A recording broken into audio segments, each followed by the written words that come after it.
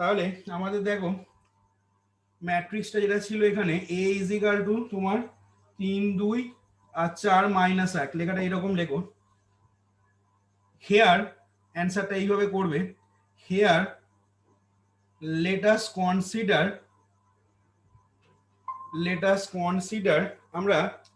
Consider করছি, দেখো here let us consider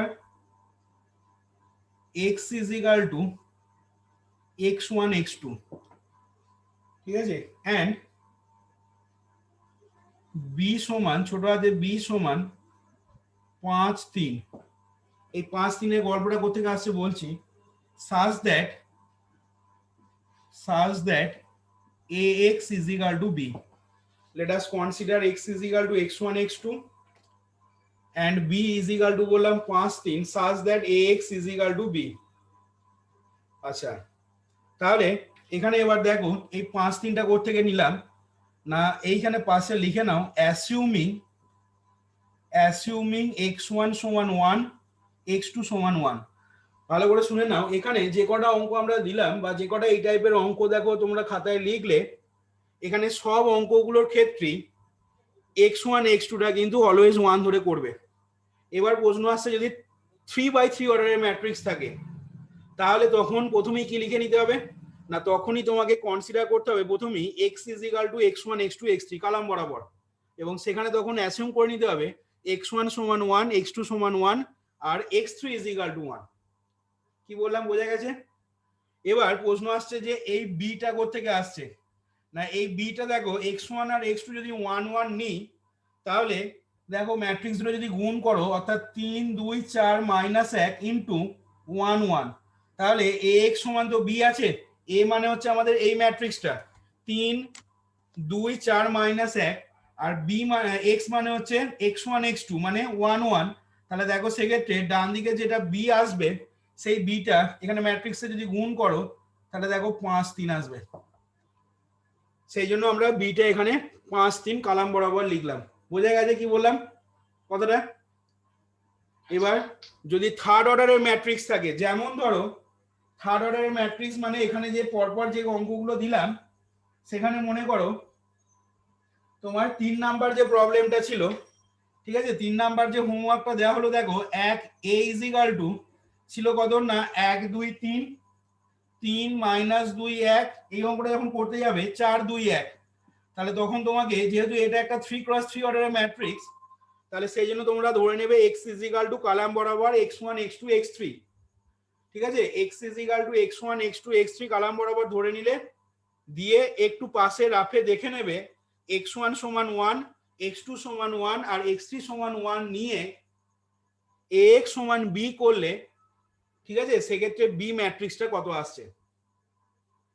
কি বললাম বুঝেছো? তার মানে জাস্ট এই জিনিসটার সাথে কি গুণ হয়ে যাবে না, এই জিনিসটার সাথে দেখো জাস্ট 1 1 1 গুণ হয়ে যাবে। এবার এইটার সাথে এটা 1 1 1 গুণ করে বি ম্যাট্রিক্সটা কত আসছে সেটা একটু দেখে নেবে।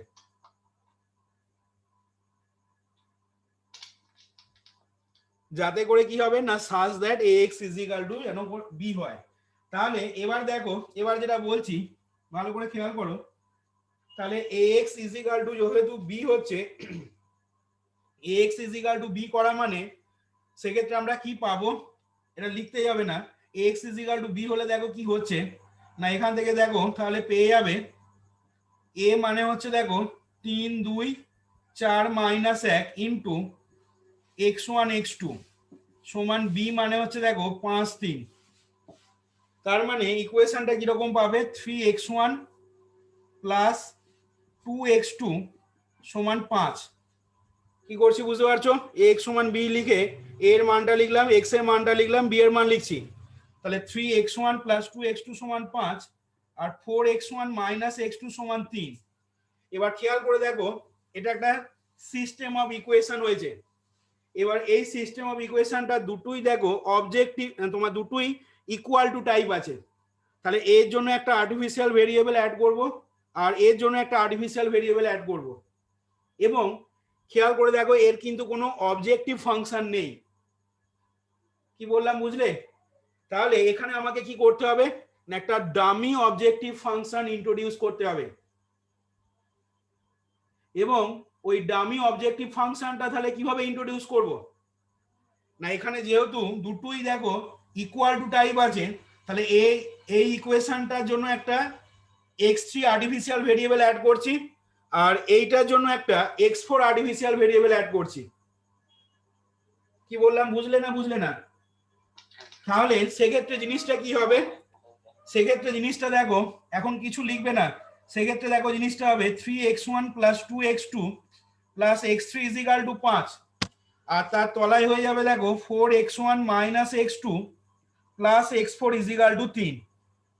এবার এইটা তো তোমার কনস্ট্যান্ট এলো, কিন্তু এখানে দেখো একটা অবজেক্টিভ ফাংশন থাকতে হবে, তাহলে সেই অবজেক্টিভ ফাংশনটার জন্য আমরা এখানে কি করব, না একটা ডামি অবজেক্টিভ ফাংশন নিয়ে আসবো। এবং ডামি অবজেক্টিভ ফাংশনটা কিভাবে নিয়ে আসবো, না তোমরা যেমন phase 1-এতে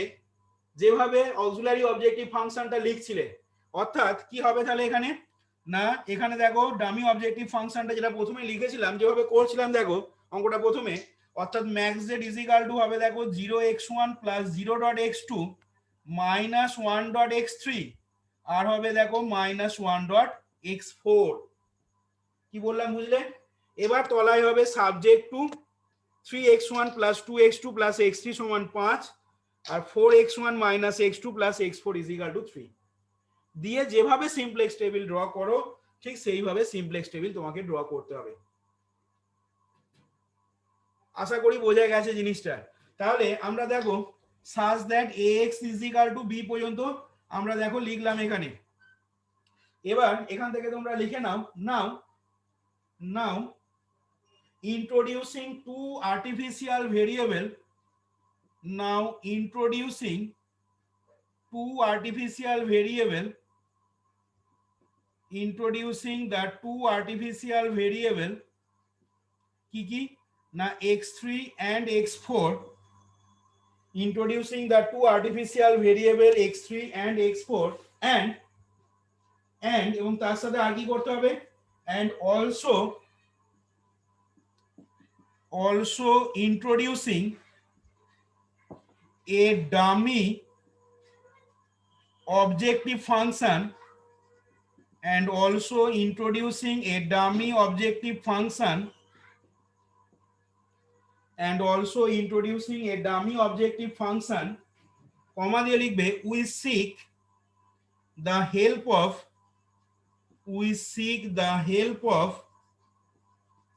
simplex method, we seek the help of simplex method, we seek the help of simplex method to maximize the objective function, we seek the help of the simplex method to maximize the objective function। এবার দেখো তলায় আমরা লিখছি তোমার to maximise the objective function দিয়ে লেখো z is equal to তাহলে হবে দেখো এখানে 0.x1 plus 0.x2 minus 1.x3 minus 1.x4 subject to. তাহলে সাবজেক্ট টু কি লিখবো, না সাবজেক্ট টু তখন ডাইরেক্ট একবার লিখছি দেখো 3x1 plus 2x2 plus x3 সমান 5 আর 4x1 minus x2 plus x4 is equal to 3, এইটা লিখবে। এই যে এবার লেখো নাও we shall use the simplex method as follows, now we shall use the simplex method as follows, we shall use the simplex method as follows দিয়ে তোমরা যেভাবে simplex table draw করো ঠিক সেইভাবে সিমপ্লেক্স টেবিলটা ড্র করবে। দেখো কি হচ্ছে এবার এখানে গল্পটা, we draw the simplex table as follows, তাহলে দেখো এখানে সিমপ্লেক্স টেবিলটা দেখো আমরা ড্র করছি,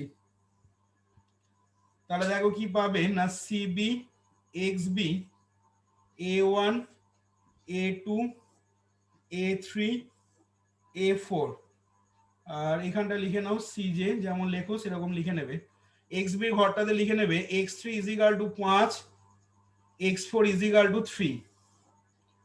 আচ্ছা সিজের ঘরটা তাহলে হবে দেখো -1 -1 -1 -1 0 0,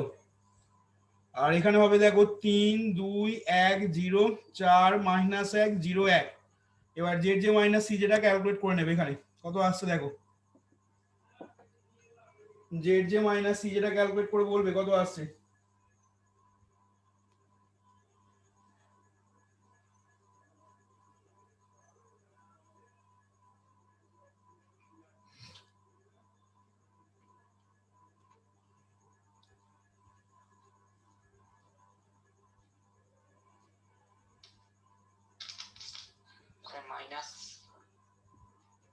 বলো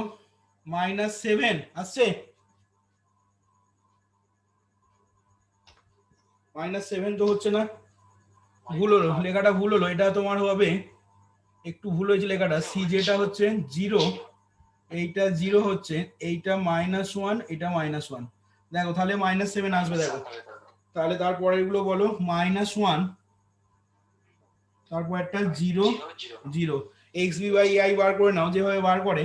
-7টা হচ্ছে মোস্ট নেগেটিভ, তাহলে 5 এর 3 আর 3 এর 4 পাচ্ছ, তাহলে 5 এর 3 আর 3 এর 4 এর মধ্যে, ঠিক আছে 5 এর 3 আর 3 এর 4 এর মধ্যে কোনটা ইয়ে হচ্ছে, 3 এর 4, তাহলে সেক্ষেত্রে দেখো কি এলিমেন্ট কোনটা হয়ে যাচ্ছে বলো, 4। তাহলে রিমার্কসের ঘরে লিখে now we introduce x1 in place of x4, we introduce x1 in place of x4, we introduce x1 in place of x4 হয়েছে। দিয়ে তাহলে পরের টেবিলে করবে x3 x1, এখানে ভুল করেও কিন্তু মানে আর্টিফিশিয়াল ভেরিয়েবলে ঘর রিমুভ করে দেবে না, কারণ এই শেষে ওই x3 আর x4 ওই দুটো ঘরই ঠিকঠাক করে বার করতে হবে ইনভার্স বার করার জন্য এখানে। তাহলে এখানে দেখো জিনিসটা কি আসবে না 3 এর 4, এটা হয়ে যাবে 1 -1 এর 4 0 1 এর 4, আর এখানটা হয়ে যাচ্ছে দেখো x3 মানে হচ্ছে -1 0। আচ্ছা এইটা বলো তো কত আসছে, x3 সমান কত আসছে বলো,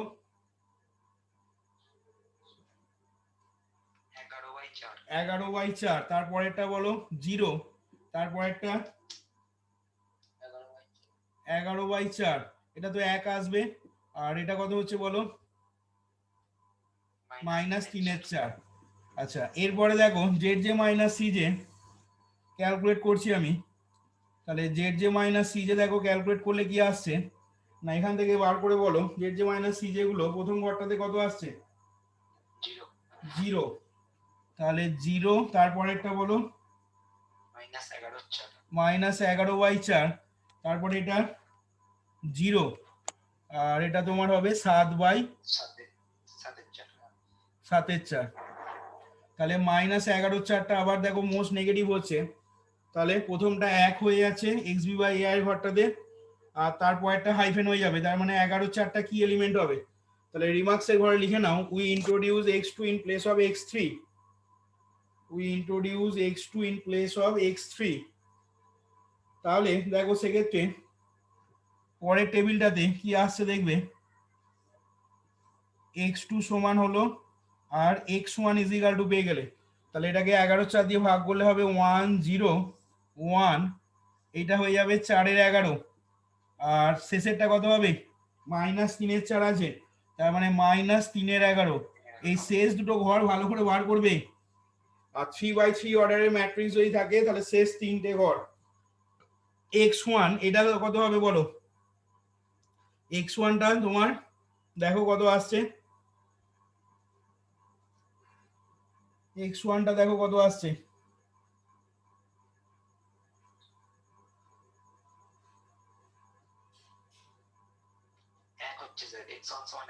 x1 সমান 1। আচ্ছা এই রোটা বলো, এটা হচ্ছে দেখো 1, এটা তো 0 হবে,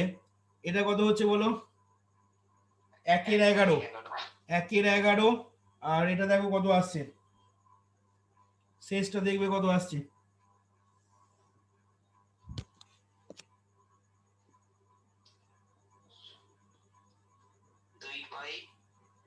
2/11, জেড জে মাইনাস সি যেগুলো এবার বার করে নাও, জেড জে মাইনাস সি যেগুলো দেখো প্রথমটা কত পাচ্ছ 0 0, তারপর একটা হবে দেখো 1 1, এরকম আসবে দেখো 0 0 1 1। তাহলে এখানে দেখো আমাদের দেখতে পাচ্ছ কি না জেড জে মাইনাস সি যেগুলো সমস্ত গ্রেটার ইকুয়াল টু 0 আসছে। এবার ভালো করে খেয়াল করো এখানে কি বলছি কথাগুলো। তাহলে এবার দেখো এইখান থেকে এবার লিখবে নাও নাও all zj minus cj greater equal to 0. Now all zj minus cj greater equal to 0 for all j, and therefore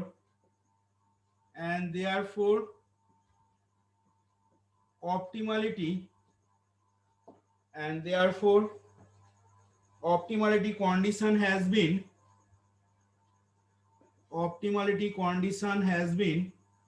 reached. কি বললাম বুঝলে? and therefore optimality condition has been reached. তাহলে সেক্ষেত্রে কি হবে? অপটিমালিটি কন্ডিশনটা রিচ করে গেল। এবং আরো খেয়াল করে দেখো এই যে শেষ টেবিলে ফাইনাল ইটারেশনেতে বেসিসের ঘরে কোনো আর্টিফিশিয়াল ভেরিয়েবলও নেই। তাহলে and also no artificial variable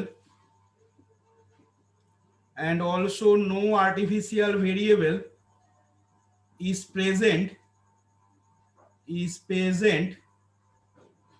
in the basis. And also no artificial variable is present in the basis. এবার দেখো যে কথাগুলো বলবো এবার সেই কথাগুলো একটু আন্ডারলাইন করবে। Now considering the vectors a3 and a4, considering the elements of the vector, considering the elements of the vectors a3 and a4 associated with a3 আর a4 টা কার সাথে associated with the artificial variable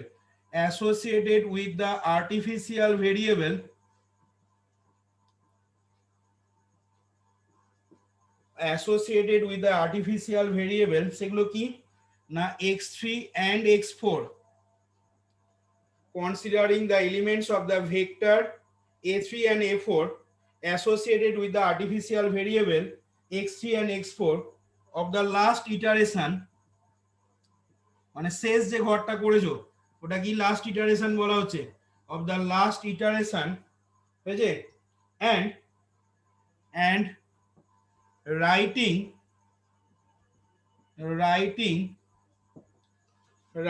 কি লিখবো না writing the row corresponding, এই কথাগুলো তলায় underline করবে, and writing the row corresponding to the variable x1 as first. কি বলতে চাইছে বলছি, আগে লেখো and writing the row corresponding to the variable x1 as first row, and that corresponding to the variable x2, and that corresponding to the variable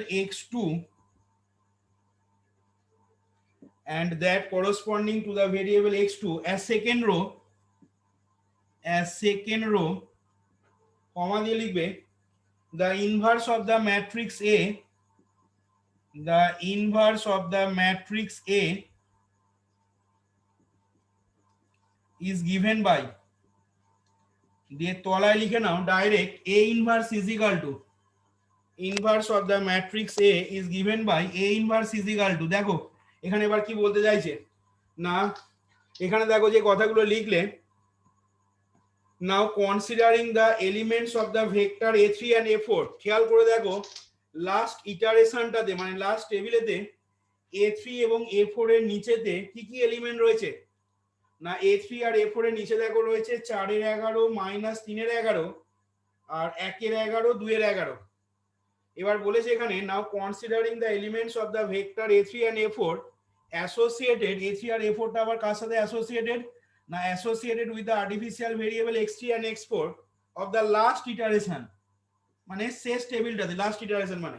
এক একটাকে ওখানে first table মানে ইনিশিয়াল টেবিল তারপরে তোমার ফার্স্ট ইটারেশন তারপর second iteration third iteration এইভাবে iteration করতে করতে আমরা ইমপ্রুভড সলিউশন গুলো বার করি এখানে সিমপ্লেক্স টেবিলেতে। তাহলে লাস্ট ইটারেশনেতে আমরা A3 এবং A4 এই দুটো ভেক্টরের সাথে যে এলিমেন্ট গুলো রয়েছে বা A3 A4 এর তলায় যে এলিমেন্ট গুলো রয়েছে সেই এলিমেন্ট গুলোকে নিতে হবে মানে 4 এর 11 মাইনাস 3 এর 11 আর 1 এর 11 2 এর 11। এবার দিয়ে বলেছে দেখো and writing the row corresponding to the variable x1 as first row। এবার তোমাকে যখন A ইনভার্স এখানে লিখবে ঠিক আছে রিকোয়ার্ড ম্যাট্রিক্সের যখন ইনভার্সটা লিখবে A ইনভার্স সমান তখন ওই বেসিসের ঘরে দেখো x1 এর করসপন্ডিং এ যে রোটা রয়েছে x1 এর করসপন্ডিং এ A3 এবং A4 এর তলায় যে এলিমেন্ট গুলো রয়েছে তার মানে কোনগুলোকে বোঝাচ্ছি না 1 এর 11 আর 2 এর 11। তাহলে ওই রোটাকে নিতে হবে কি হিসাবে এই যে বলেছে দেখো and the row corresponding to the variable x1 as first row। তাহলে ফার্স্ট রোতে আমি লিখে নিলাম 1 এর 11 2 এর 11। এরপর বলেছে and that corresponding to the variable x2 as second row এবং x2 ভেরিয়েবলটা তোমার A3 এবং A4 এর করসপন্ডিং এ যে এলিমেন্ট গুলো রয়েছে সেই এলিমেন্ট গুলোকে আমাদের সেকেন্ড রো এর এলিমেন্ট হিসাবে নিতে হবে। তার মানে কত নেব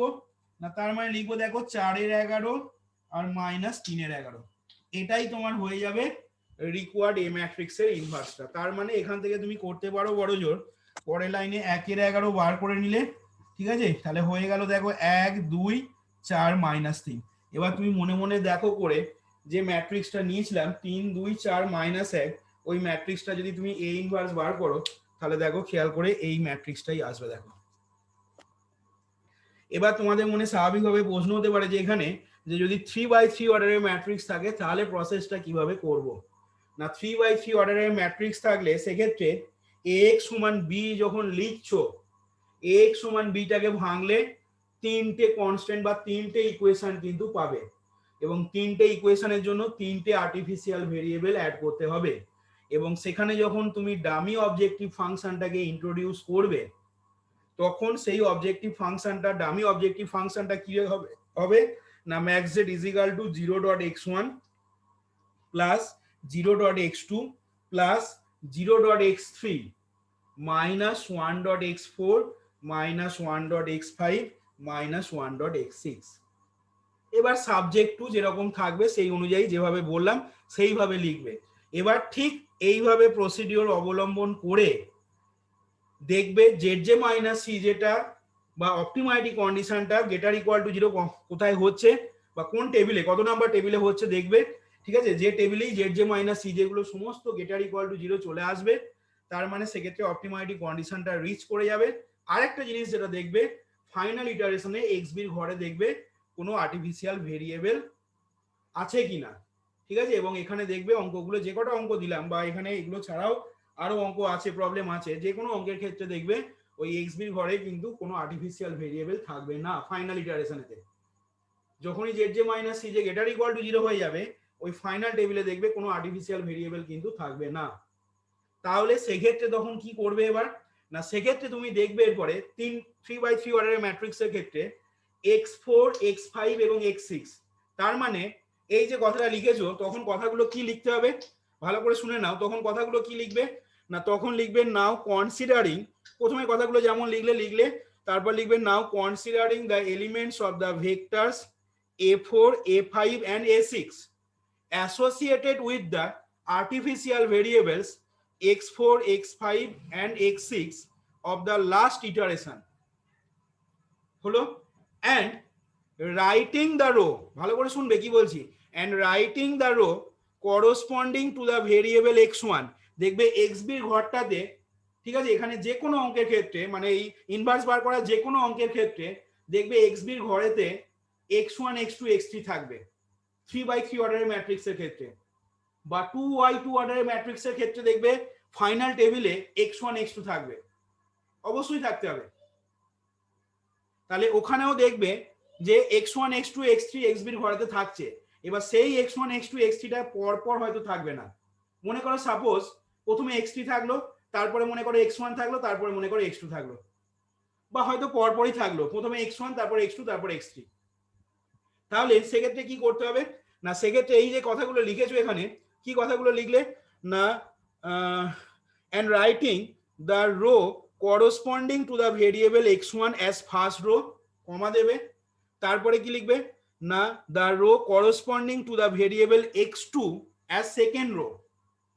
আমাদের পরপর থাকুক বা না থাকুক, আমাদের যেটা লিখতে হবে এই ইনভার্সটা যখন লিখবে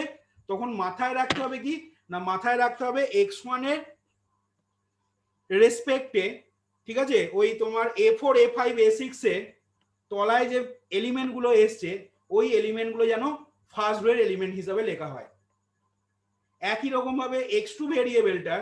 করসপন্ডিং এতে A4 A5 A6 এর নিচে যে এলিমেন্ট গুলো থাকবে সেই এলিমেন্ট গুলো যেন সেকেন্ড রোয়ে বসাতে পারি এই ইনভার্সে। আর x3 xb ঘরে যখন x3 থাকবে তার করসপন্ডিং এতে A4 A5 A6 এর নিচেতে যে এলিমেন্ট গুলো থাকবে সেই এলিমেন্ট গুলোকে যেন ওই ম্যাট্রিক্সটা থার্ড রো হিসাবে লিখি, যেটা এইখানে বলছি দেখো কথাটা। Writing the row corresponding to the variable x1 as first row, comma দিয়ে লিখবে the row corresponding to the variable x2 as second row and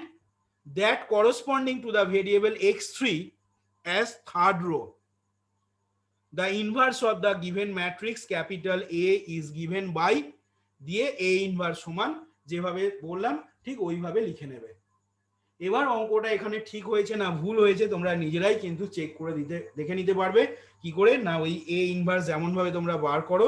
date এ, ঠিক আছে, বার করে নিলে এখানে দেখো ডেট এ করলে তোমার 11 আসবে দেখবে, আর অ্যাডজয়েন্ট এটা মুখে মুখে দেখো বার করে নিয়ে তোমরা নিজেরাই বাড়িতে চেক করে দেখে নিতে পারবে যে অঙ্কটা আমার অ্যান্সারটা ঠিক হয়েছে না ভুল হয়েছে। তাহলে এইভাবে দেখো কোনো একটা ম্যাট্রিক্সের ইনভার্স আমরা বার করতে পারবো। এবার দেখো অঙ্কটা কিভাবে করা হলো, যদি কোনো কোশ্চেন থাকে এরপর বলো।